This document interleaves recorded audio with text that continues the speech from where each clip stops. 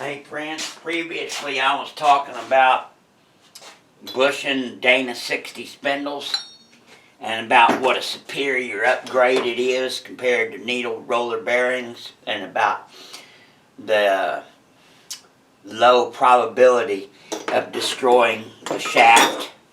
Bronze is softer than the shaft, and bronze is softer than the spindle. Therefore, the bushing wears and you don't have a whole bunch of parts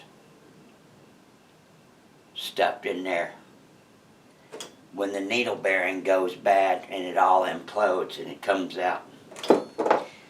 We've probably all seen it. So I talked about spindle technology of bushing, but what about later on the Dana 60 and the Super 60? So here we have our typical Ford, right? Smaller unit bearing hub with the needle bearing in the back. Most of you guys recognize this. Here's your shaft with your rubber stuff on there. Slides right in there like that. You with me? So here it is with the rubbers off so you can see what's going on. So right in here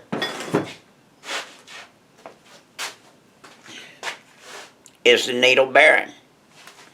You will notice that it's only 16 millimeters wide, and it's not even close to the capacity of the old style. It's not even close to the capacity of the old style.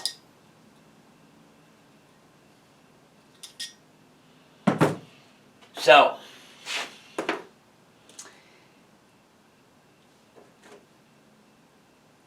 you can also get rid of the needle bearings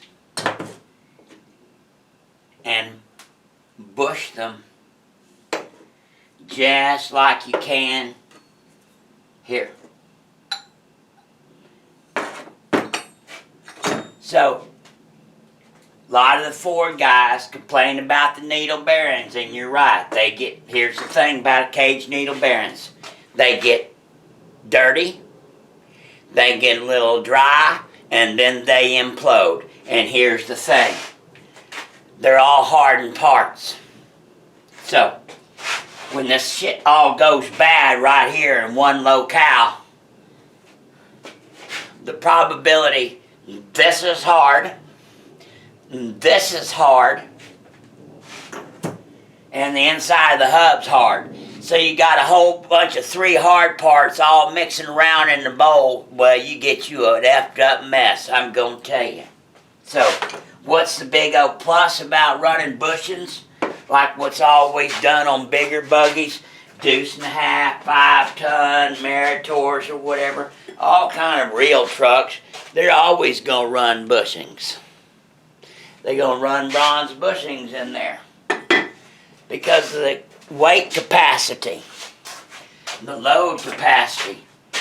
This compared to this is not even in the same category. This compared to this is not even in the same category. Once again, this needle bearing compared to this